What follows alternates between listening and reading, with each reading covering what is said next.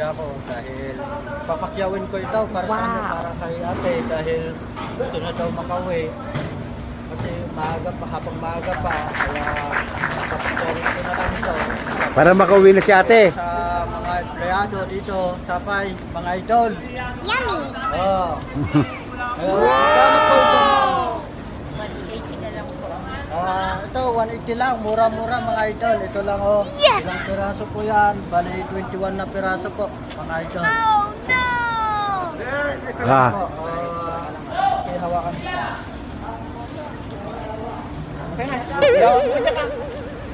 Ito po, yung binili ko, pinakyan ko na po. Oo. Tama tayo, Dol. Wow. Pagkaroon ka na kay ate.